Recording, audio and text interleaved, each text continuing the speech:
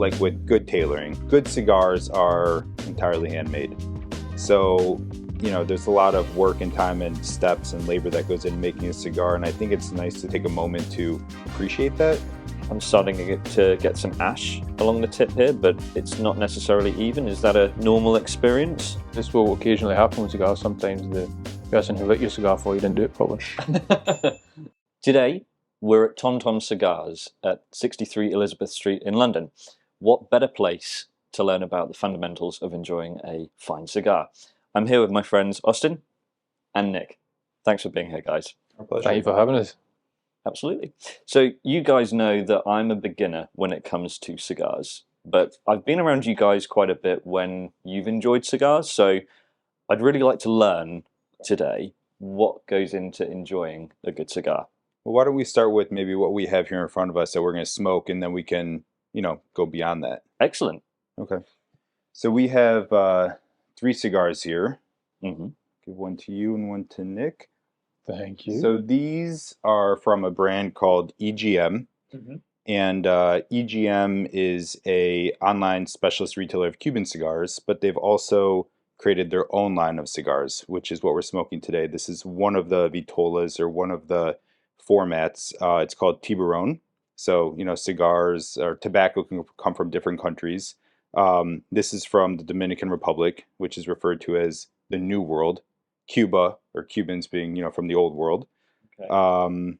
And this is entirely handmade using Dominican filler, binder, and wrapper.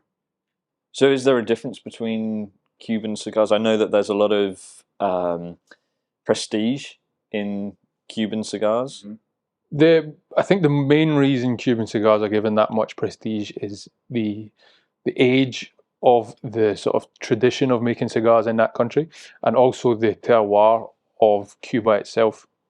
Much like wine is affected by the soil that it's grown in, so is tobacco, and it's sort of fairly well accepted, if not universally accepted, that the terroir in Cuba is the best, and the tobacco they grow there is the best. But that is not to say that the tobacco in other places like Nicaragua, Honduras, and in this case Dominican Republic is also it's not to say that that is not fantastic as well.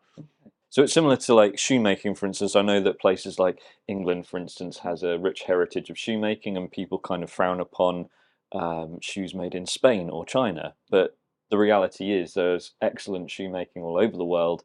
Exactly. So it's similar to that. Just because one place is the best doesn't mean the rest are rubbish. I mean, the way I think about it too, a similar analogy is tailoring. I mean, Italian or English tailoring, it's sort of, you know, there's obviously high skill in both places. Just depends on what you're looking for in a lot of cases, you know, what your preferences are.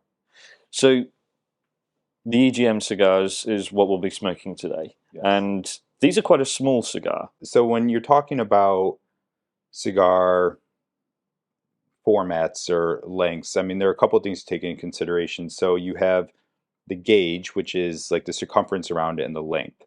So this is a 52 ring gauge, which I would say is pretty average or standard. I mean, they can get quite narrow and quite wide. I think these days that's fairly common. Ring gauge is sort of between 48 to 52, 54. And Nick, what do they measure ring gauge in? It's some obscure... It's 64ths of an inch for some Victorian reason, but it is still to this day 64ths of an inch.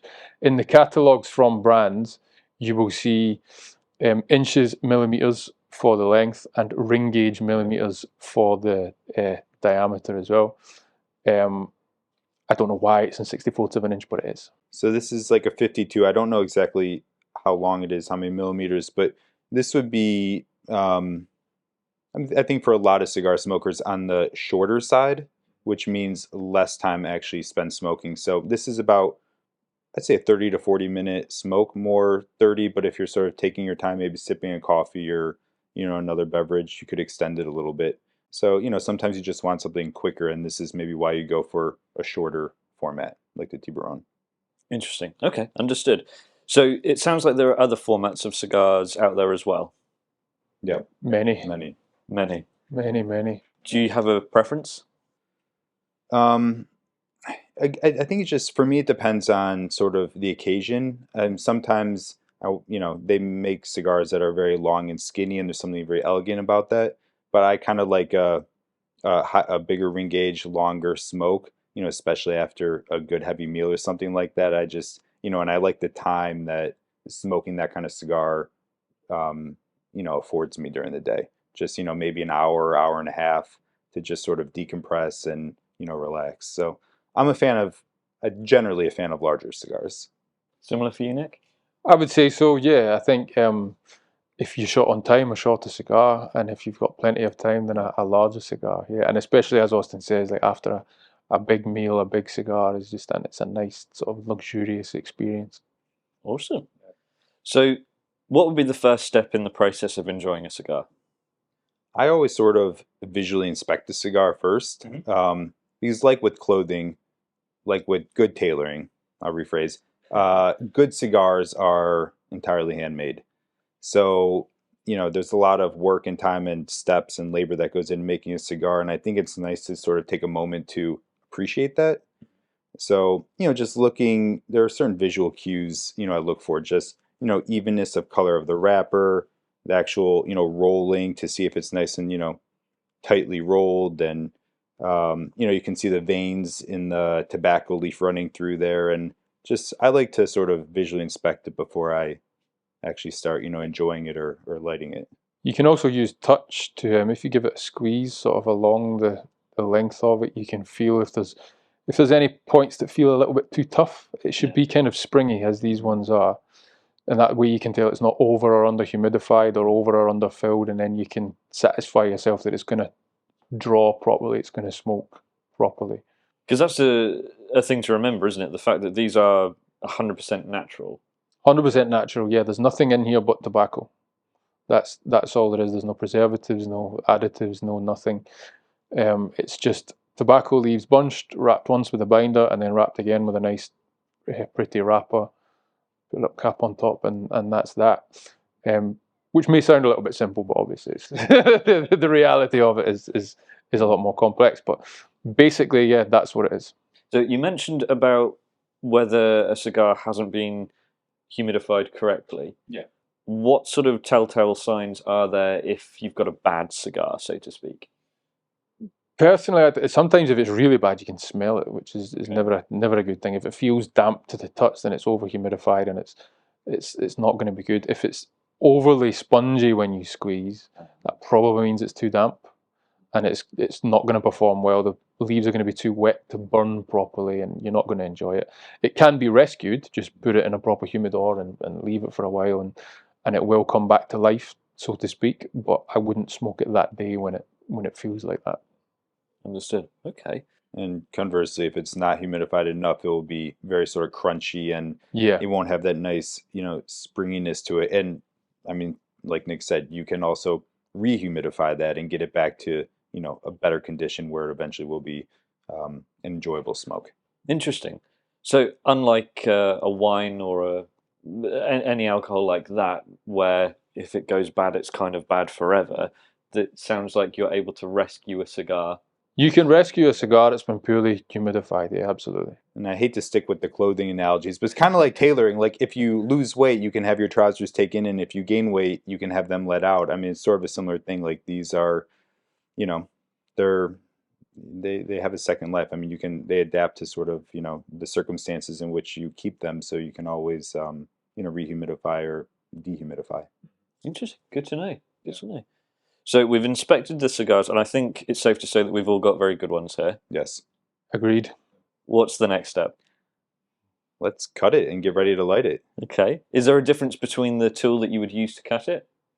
There are sort of 2 or 3 main options, I think. A straight cut, a punch cut, which I know is Austin's preference, especially for a smaller cigar like this. Some people would also like a V cut, which would, instead of chopping the head off, would cut a sort of dent into the middle. Okay. Some people like that for ones that are pointy at the end. Some people like it for all cigars. Personally, I always use a flat cut, but it's really sort of down to personal preference. There is no right or wrong. It's down to just how one enjoys one's cigar. Interesting.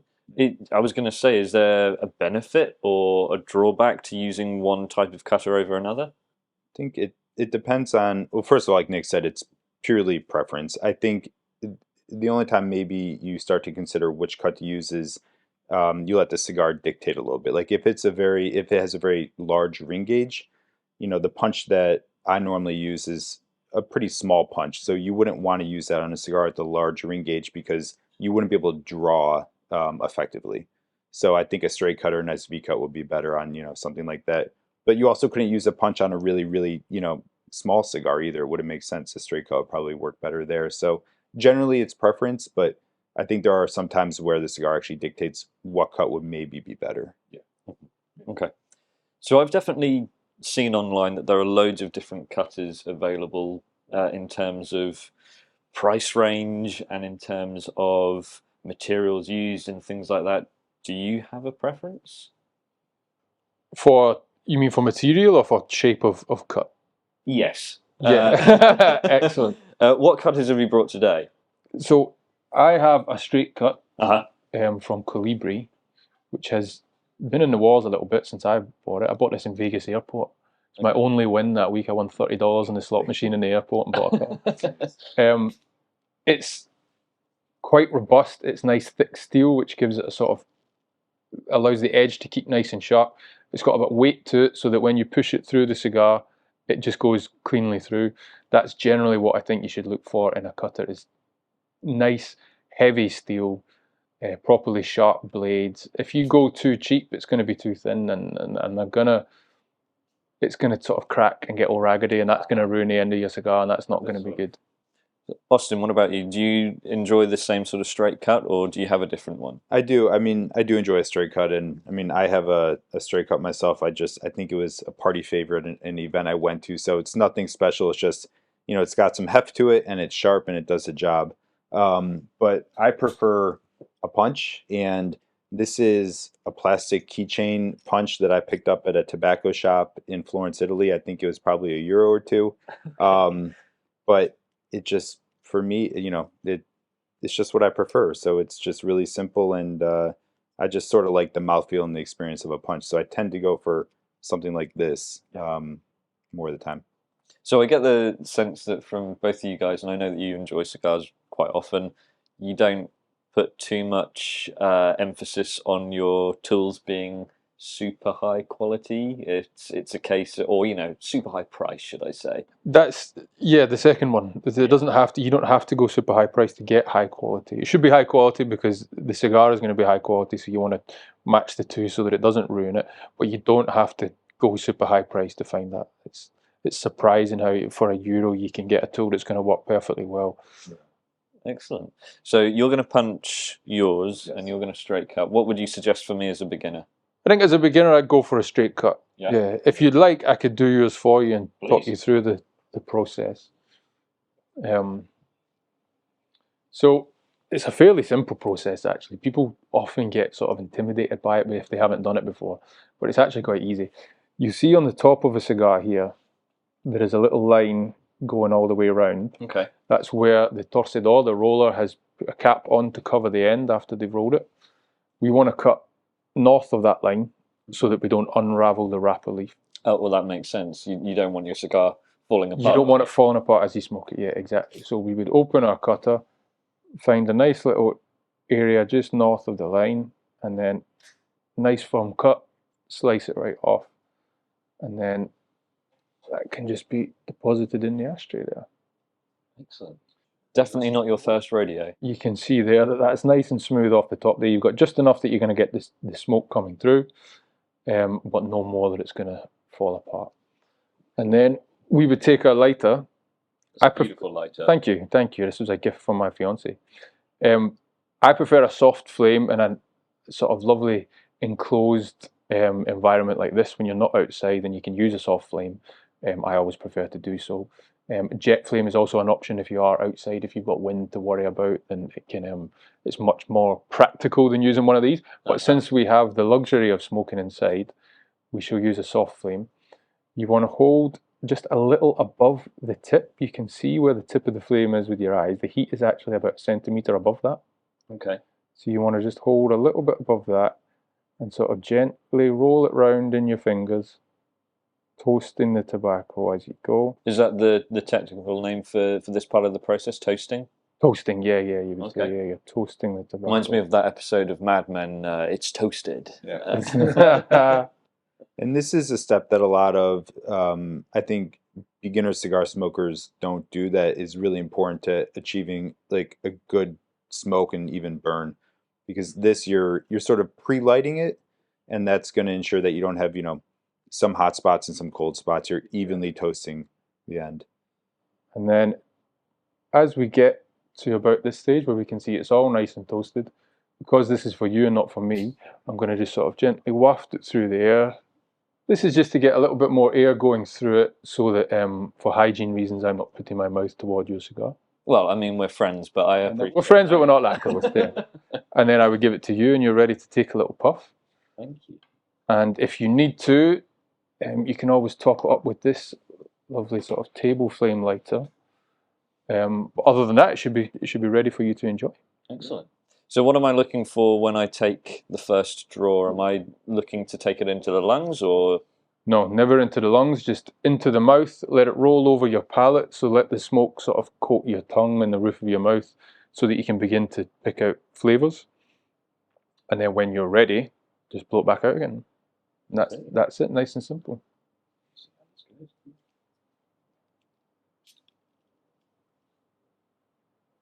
Very nice. I think we'll give you just a little bit more flame. If you take a puff, you take a puff, and I will just finish that off there. Beautiful. Better. I think when you light it and you've taken the first puff or two, there are a couple things you're assessing. I mean, you're looking to assess the quality of the draw. If it's too tight and you're not getting enough air through and therefore enough smoke. If it's very loose and you're getting a lot of smoke. I also look for the quality of smoke. I happen to like a really sort of creamy, thick smoke, and I always find that that's the case with the EGM cigars. So, these I prefer them for everyday smokes for that reason. But yeah, I think those three things are what I generally look for after I've lit it. Interesting, awesome. So we take the smoke into the mouth, and it feels like it's similar to appreciating like a whiskey or a fine spirit, where it's about the taste and the experience rather than a nicotine hit or something like that. Agreed. With that in mind, are there any health concerns with smoking a cigar? Because I know that obviously smoking is becoming slightly less prevalent in certain parts of the world. Would you consider that enjoying a cigar occasionally is like enjoying a drink occasionally, perhaps? I think everything in moderation. I don't know. I got a family member that's an ER doctor, and he likes to smoke cigars. And I asked him this exact question, and he said, a cigar every once in a while or on occasion is not gonna, really hurt you. But I think, people, it depends. I mean, if this is your one vice, and you're not a big drinker, you're not doing, other things, I think it's totally fine. And, if this is what you enjoy and it brings you happiness, I think, in my opinion, go for it. I mean, I always sort of think about the health implications too, but I also, I try to save cigars maybe for more special occasions or moments, and not just sort of smoke it mindlessly. Mm-hmm. That's understandable. Yeah, the same for me. There was actually a study done recently, funded by the FDA, into premium cigar smoking, and it found that because of the frequency of enjoyment of premium cigars, it's not as much of a health issue as other forms of smoking. Yes, tobacco smoke does have bad things in it. We all know that, and there's no getting away from that. But what that study said was that if you're doing 1 to 2 per week, as Austin just alluded to, and that's certainly what I do, it's certainly what a lot of premium cigar smokers do, their finding was that presents no significant increase in risk at that frequency. If you're smoking 3 a day, then obviously that's with more smoking comes more risk. But 1 or 2 a week as a special occasion, according to them, is no real problem. Good to know. Okay, so how often should you take a draw from the cigar? I don't know if there's a hard and fast rule. I I had someone once tell me that about a puff a minute is like a good rule of thumb. I mean, I think I probably on average take more frequent puffs, but I think a puff a minute will sort of then ensure that your cigar won't go out on you. But there really aren't any rules. I think it's just personal preference with cigars. I mean, you know, sure there are maybe customs or norms, but at the end of the day, it's about your enjoyment of the cigar, your enjoyment of the experience. And I think you should just do whatever you enjoy. That makes sense. Is there anything I'm looking for when enjoying the cigar? So, for instance, I can see at the moment that I'm starting to get some ash along the tip here, but it's not necessarily even. Is that a normal experience? It can be. Again, you could just top up the side of the cigar, which is not burning fully, with your lighter. This will occasionally happen with cigars. Sometimes the person who lit your cigar for you didn't do it properly. There's no judgment here, Nick. I don't know if this is true or not, but I had someone tell me this once too. Like on my cigar, the way I'm holding it, the top is not burning properly, and if you sort of hold it with that up and then you take a couple draws, it'll sort of even itself out. So you can kind of self-maintain. I've actually been told the opposite. Oh, really? Yeah, which is weird because heat rises, right? So your way should be proper. But when it was explained to me by a gentleman who's a cigar professional, he knows more about cigars than I ever will, and than most people in this city, and he said it is counterintuitive, heat should rise, but apparently if you put the non-burning side on the bottom and take a couple of puffs, then it will right itself. The science behind it is beyond me.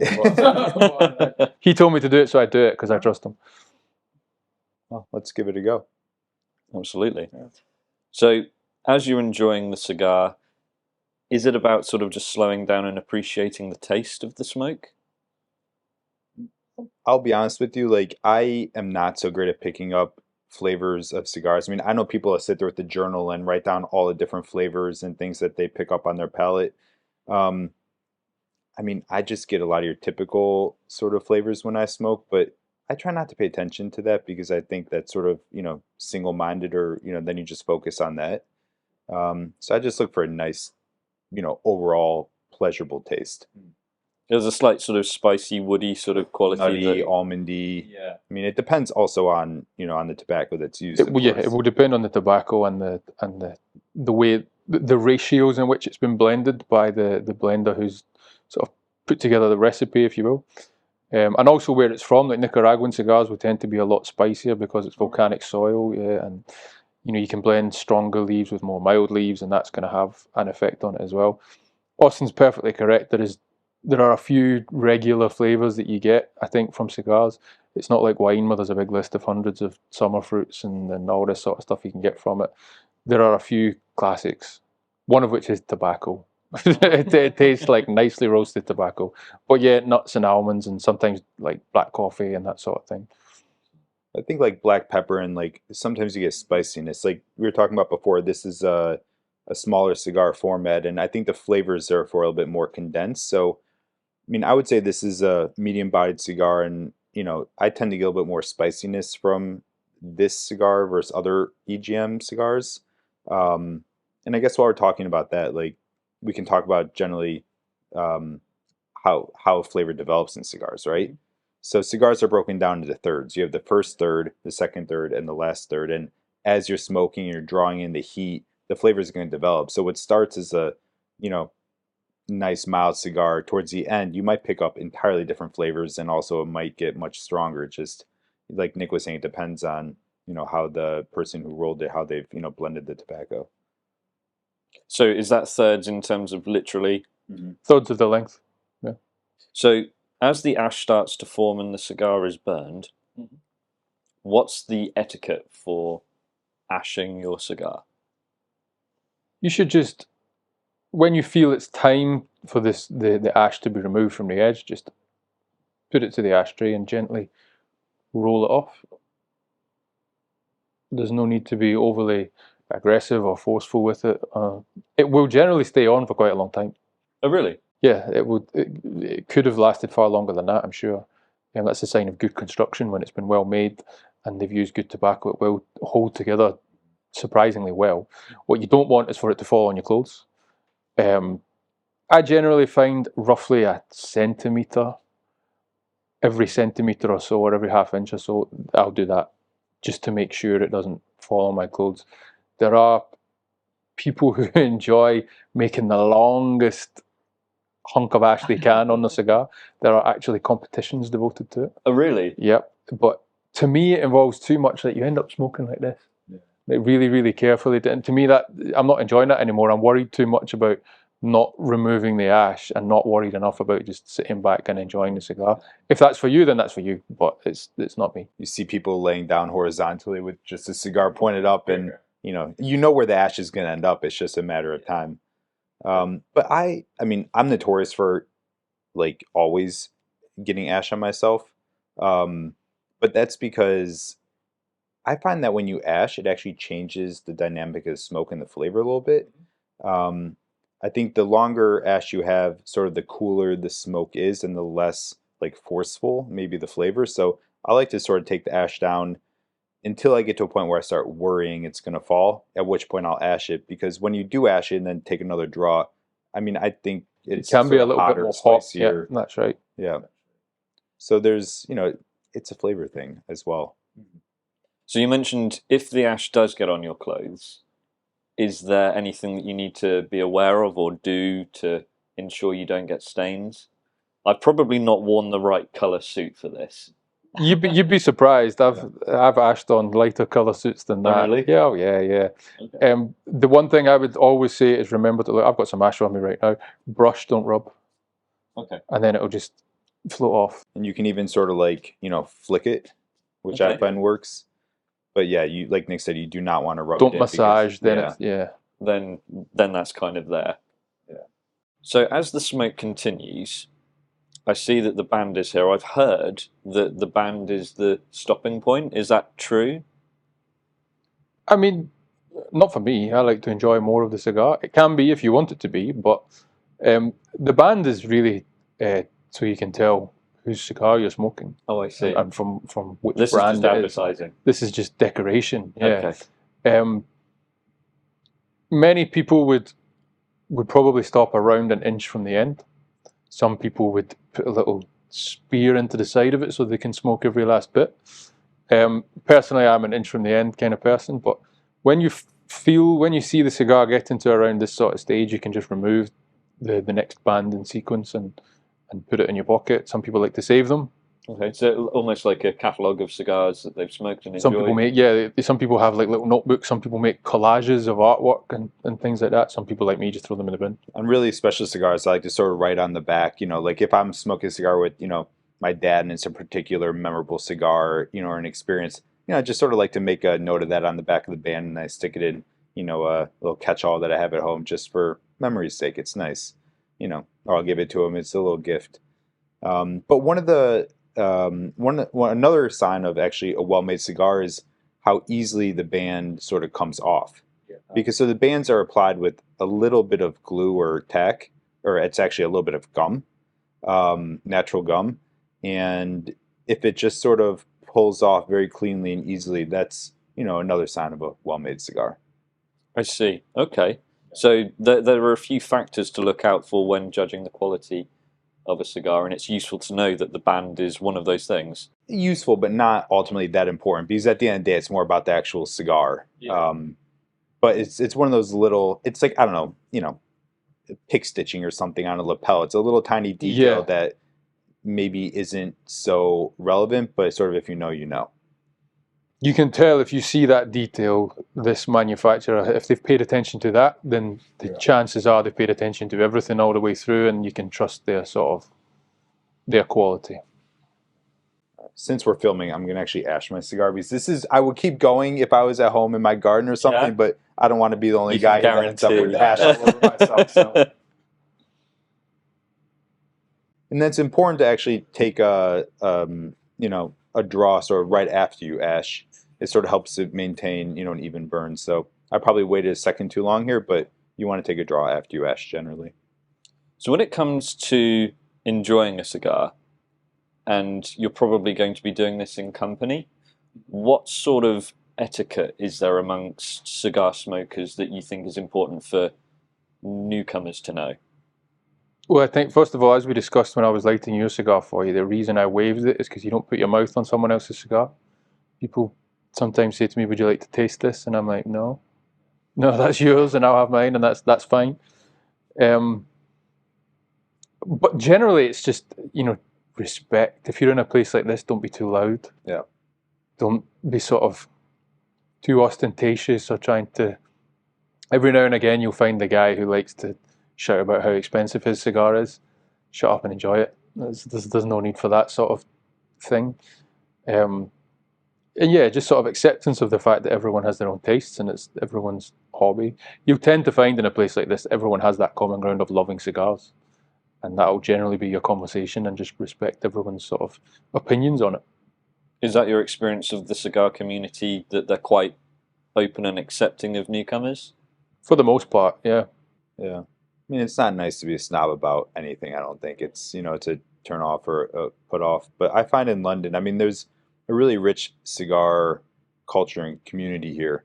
A lot of it happens in cigar lounges like this, but also, on terraces and back patios. But people tend to be very knowledgeable here and very sort of open and willing to share, which is lovely. I mean, not just share knowledge, but also, share cigars, trade cigars, open up others to, new experiences, cigars they haven't smoked before, maybe from regions that they haven't, had cigars from.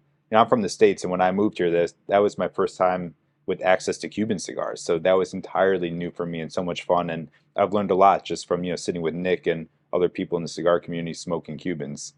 So awesome. So it looks like mine's potentially gone out. What happens at this stage? Do you just relight it? Just relight it, yeah, it happens. It happens to everyone. If there's a lot of ash on the end, I would clear that off first. But other than that, yeah, just pick up a lighter. What would you suggest with this one? And I would give it a little tap just to sort of clear that little bit off the top. And then, for a relight, I would tend to go with a jet flame. So a jet flame like this, it's bluer flame? Yeah, it's much more sort of high power coming out, so the flame goes blue, and you can be a lot more accurate with that than you can with the softer flame. Seeing that's perfect, ready to go again. So when it comes to enjoying cigars, do you just stay at home and enjoy them, or do you travel to enjoy cigars and enjoy smoking around the world, I suppose? Yes. Yeah. That wasn't a surprise. All of the above. Yeah, all of the above. I think there's nothing nicer than if you're traveling. I always bring some cigars with me because you never, know when you might find a nice, environment to sit down on. Like my wife and I were in San Sebastian a couple weeks ago, and we were walking along the promenade, and there was a bench there right on the bay, and, sat there with a beautiful cigar, at sunset, and it was so perfect. So I like to be prepared for any situation. But my favorite is just more casual of a setting. Like I love smoking in my garden, or I love smoky environments like this too. It's a little bit of a different experience. So with that in mind, do you ever run into any issues with taking your cigars with you abroad? Are there any legalities around that? What sort of issues might you run into? Every country has its own laws and regulations on how many cigars you can bring in. Generally speaking, that it doesn't really affect personal use. I think the lowest number I've seen is like 5. If you're going somewhere for a week, you don't need more than 5 cigars. You could maybe even buy some there. But if you wanted to have, as Austin said, it's nice to be prepared for finding that bench in San Sebastian. You can have 2, 3, 4, 5 in a little sort of travel humidor or just a leather pouch. Nothing bad is going to happen to them then. I would say if you are traveling by plane, they go in the hand luggage, not the hold. Okay. Because you want them to remain at your temperature. You don't want them going in the coldness of the hold. Oh, so that can ruin the smoke. It's not going to ruin it, but it's going to maybe take a few more days to recover them than you have in your destination. That's it. So yeah, and also I don't want to lose them. If the airline loses my bag, I want my cigars with me. But yeah, and also traveling with your lighter, I would have like a really cheap throwaway gas lighter is allowed in your liquids bag. Take that one with you. You should be able to take it anywhere, and if you're not, you've lost a couple of dollars. It's not the end of the world.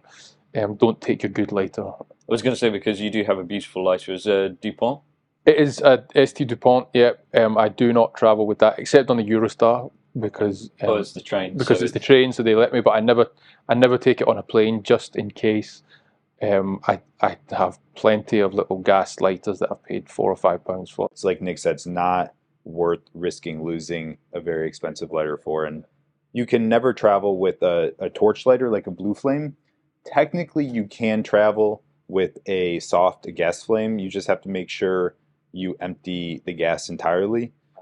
But then again, you're sort of at the mercy of the security agent, and it's just really they not know that rule. Yeah, it's not in a a bad risk mood. worth taking. So I just travel with a Bic, or even just buy a Bic, or something similar in the destination I'm going. Oh, that's not a bad idea then. Yeah, just don't even bother with the lighter in your luggage. Buy one when you're there. Yeah. Cutters are fine, no issue Cutters there. are fine, yep. But yeah, just be careful with your lighter. What about matches? Are matches a viable option for lighting a cigar? I think they are. Yeah, I think they're the most, well, one of the most elegant and certainly the most traditional way of lighting a cigar. Not necessarily the most practical way, but again, in an environment like this, if you have the luxury of being in a lounge, then you're not disturbed by wind, and you can light a nice long cigar match. Make sure you let the head burn off. So you want the little phosphorus head. You want that to burn off and wait for the wood to catch, and then you can use that to light your cigar very, very easily. And it does look good as well. Makes you look cool. Does it inform the flavour? Not really. No, it will if you. It could if you light it with the phosphor part. It could taint the flavour. So the wood part, no. You don't want to just strike it and immediately to the. I would, yeah. I would avoid that. Yeah. And some people claim like the jet flame will burn the tobacco and create, maybe an off flavor, but that's why you sort of hold the jet flame away from the tip of the cigar, and you just sort of use the heat at the top and not just, shoving the jet flame in there and lighting, point blank essentially. So gas lighters, what about, for instance, at home I have a petrol lighter, like a lighter fuel. Like a Zippo or something. Yeah, exactly. Would that sort of thing be permissible, or would you say that the different fuel affects the smoke? It's widely held that the petrol will taint the flavour as well. So widely held that I've never tried it. But have you? No, I've not. No. Interesting. Okay, so maybe that'll be a topic for another video. Taste testing. Taste testing Zippos. We were talking about health concerns before. Maybe it fits in there. Yeah. Excellent. So as we continue to enjoy the smoke, we'll obviously reach a point where the cigar ends. Yes. What would you do? Do you just have a natural stopping point? Is there any indication that tells you that the smoke is over? If you stop enjoying it, I say the smoke is over. As we were saying, some people, that's when they get right to the bitter end with their little spear in it. Some people, it's when their fingers start being singed because the burn line is too close to them. Whichever you decide, when you've decided it's done, just put it in the ashtray. And that's it. Don't stub it out. Just put it in the ashtray. In a few seconds, it will go out on its own. And it's I suppose a part of cigar etiquette that this has gone through a lot of different hands, from the seedling to the plant in the field, all the way up through the curers in the barn, and etc., to the rollers. It's a sort of sign of respect to their craft and dedication that you sort of let it die with dignity. You don't stamp it out. You just put it down and let it finish. So the cigar etiquette continues all the way to the end. Yeah. I think that's probably actually one of the signs of maybe a newer cigar smoker is how they put out a cigar. I mean, if you see them really sort of stubbing it out in the ashtray, there's, again, nothing really wrong with that. It's just not the most elegant way to do it. We've all done it. I did it when I first started smoking cigars, and then that was explained to me by someone else in the lounge, and I went, "Oh, you know what? Yeah, that makes sense." And since then, I've followed that. Excellent. So, how do you guys think I'm doing so far? Like a true professional. Because I think this is the point where I need to come clean. This isn't my very first cigar. I actually, before we filmed, I made sure that I wasn't a complete novice. and I enjoyed a cigar, my very first cigar, with you guys a couple of days ago, and yeah, that was a big part of me to get over the fear, any stigma of enjoying a cigar. What was your first cigar experience like? It was a long time ago. I mean, I think I was probably too young. I was, I don't know, probably 10 or something. But all the guys in my family smoke cigars, and when my dad and my uncles and my grandfather, we all get together. It's always over around a cigar, and I think my grandfather, allowed me to have a puff of his cigar too when I was probably like 8 years old or something like that. My mom wasn't too happy about that one, but I think that was my first time experiencing a cigar. I can't say I enjoyed it or anything like that, obviously, because I was way too young. But yeah, it was a fond memory. I was going to say, it sounds like it definitely stays That's with a you. core memory. Yeah. Nick, how about yourself? Similarly, I think technically my first experience of cigars, I was probably illegally young. But I would say my first experience with premium cigars was in a place not dissimilar to this, where Austin and I like to go and drink whiskey and smoke cigars. And I found myself there one evening. I was drinking a nice whiskey in an armchair very similar to this one, and one of my friends who had made there said, "Oh, why don't you try this cigar?" He was exceptionally knowledgeable and very well prepared for the occasion, so he kindly gave me one from his humidor, and the cigar he gave me was a Cuban cigar. It went really, really well with this Scotch whiskey that I was drinking, and from then on I was like, yeah, this is the kind of, that happened to be at the end of a particularly difficult work week, and now at the end of, well, frankly, easy work weeks, I still use that as an excuse to sit with a good whiskey and a good cigar. Nick, Austin, thank you so much for sharing a cigar with me. Beautiful EGM cigar at the Tom Tom's Lounge in London. It was a real pleasure. Pleasure to be here. Thank you. Thank you. Thank you.